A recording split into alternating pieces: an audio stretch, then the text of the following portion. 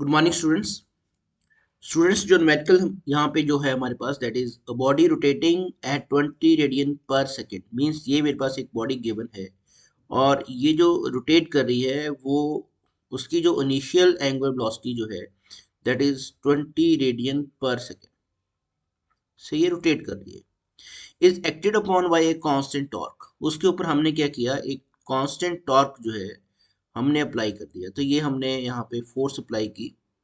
अब ये जो फोर्स हमने अप्लाई की है वो बॉडी इधर को रोटेट कर रही है, तो ये उसमें क्या लेके आएगा, ये उसमें डी एक्सलेशन लेके आएगा। मीन्स उसकी एंगुलर वेलोसिटी जो है वो वहां पे क्या करेगी, डिक्रीज।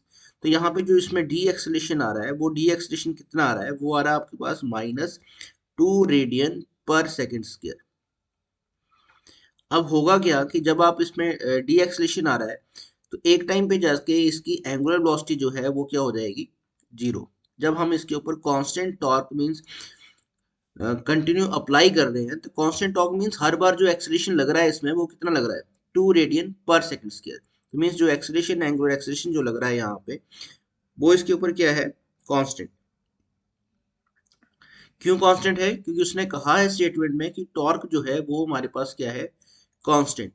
कांस्टेंट टॉर्क इसके ऊपर एक्ट हो रहा है। ये टॉर्क कंटिन्यू टू एक्ट, और कंटिन्यू वो एक्ट हो रहा है। At what time will the body have the kinetic energy same as the initial value? मैं किस टाइम पे बॉडी की जो काइनेटिक एनर्जी है वो उतनी हो जाए जो उसकी क्या होगी, इनिशियल वैल्यू।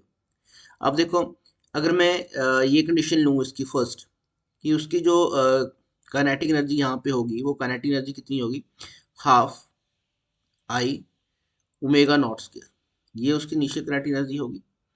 अब उसकी एंगुलर वेलोसिटी तो कंटिन्यू डिक्रीज करेगी, तो यहाँ तक उसकी क्या हो जाएगी, जीरो।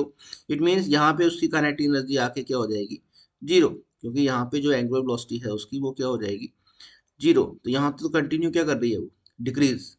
लेकिन इस पॉइंट पे आके क्या होगा, इस पॉइंट पे आके कंटिन्यू वहां पे फोर्स तो लग रही है, वो फोर्स क्या करेगी, अब उस बॉडी को रोटेट जो है वो ऑपोजिट डायरेक्शन में करना शुरू कर देगी। ये देखो, तो यहाँ तक तो बॉडी इधर को रोटेट कर रही थी, इस डायरेक्शन में बॉडी रोटेट कर रही थी, और हम उसके ऊपर फोर्स अप्लाई कर रहे थे। तो जब हम उसके ऊपर फोर्स अप्लाई कर रहे थे तो वहां पे जो आ रहा था वो नेगेटिव एक्सेलेरेशन आ रहा था, और negative acceleration that is retardation वहां पे थी, तो उसकी एंगुलर वेलोसिटी क्या हो जाएगी, जीरो। और जैसे ही उसकी एंगुलर वेलोसिटी जीरो होगी और हम कंटिन्यू उसके ऊपर फोर्स अप्लाई कर रहे हैं, तो उसकी जो रोटेशन है, तो उसकी रोटेशन जो हो जाएगी वो ऑपोजिट डायरेक्शन में हो जाएगी, क्योंकि हम कंटिन्यू उसके ऊपर क्या अप्लाई कर रहे हैं, फोर्स अप्लाई कर रहे हैं। अब कांस्टेंट फोर्स यहाँ पे लग रही है, टॉर्क यहाँ पे कांस्टेंट है, तो इट मीन्स जो एक्सेलेरेशन यहाँ पे आएगा अब बॉडी के ऊपर, वो एक्सेलेरेशन जो आ जाएगा यहाँ पे वो पॉजिटिव एक्सेलेरेशन आ जाएगा, और उसकी एंगुलर वेलोसिटी अब इंक्रीज होना शुरू हो जाएगी। अब यहाँ पे उसकी एंगुलर वेलोसिटी जो है वो क्या होगी, इंक्रीज।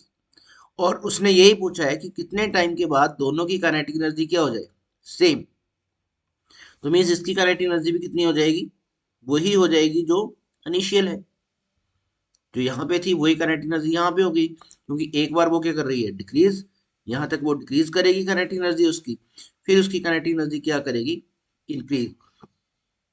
तो यहाँ से यहाँ तक अगर हम टाइम निकालें तो T1 में उसकी काइनेटिक एनर्जी क्या कर रही है, डिक्रीज। फिर यहाँ से यहाँ तक T2 टाइम में उसकी काइनेटिक एनर्जी क्या करेगी, इंक्रीज। तो वो काइनेटिक एनर्जी कितने टाइम के बाद क्या हो जाए, सेम। तो कितने टाइम के बाद सेम हो जाएगी, तो ये टाइम आपको मिल जाएगा यहाँ पे।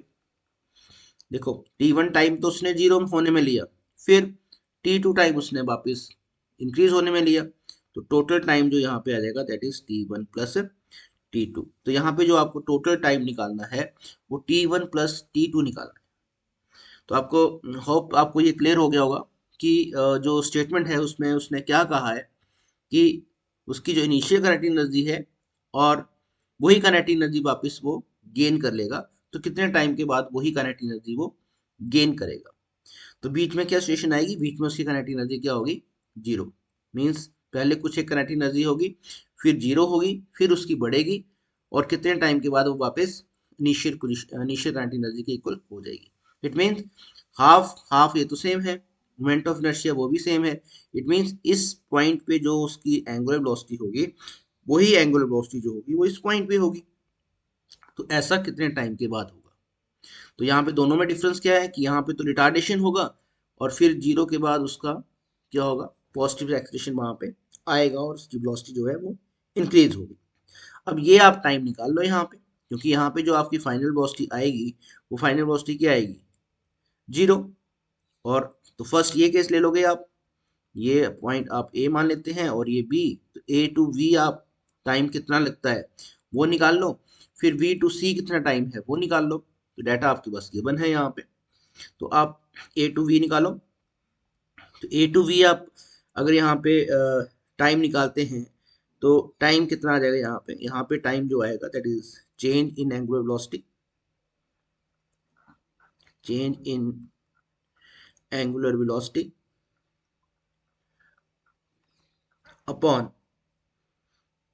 जो भी उसका एक्सेलेरेशन वहां पे, upon angular acceleration, angular acceleration. T2 निकालना है तो T2 के लिए भी यही फार्मूला लगेगा।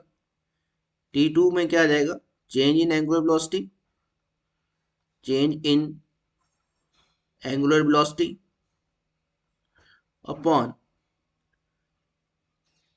आपका angular acceleration, upon angular acceleration. Because अगर यहाँ पे मैं एंगुलर एक्सेलरेशन निकालूं तो एंगुलर एक्सेलरेशन क्या होगा, change in angular velocity upon time, लेकिन यहाँ पे टाइम निकालना है, टाइम यहाँ पे आएगा, एंगुलर एक्सेलरेशन यहाँ पे आ जाएगा। तो मेरे पास T1 कितना आएगा, अब देखो चेंज इन एंगुलर वेलोसिटी कितना होगा यहाँ पे, तो इनिशियल एंगुलर वेलोसिटी उसकी कितनी है, -2, फाइनल कितनी हो गई, जीरो।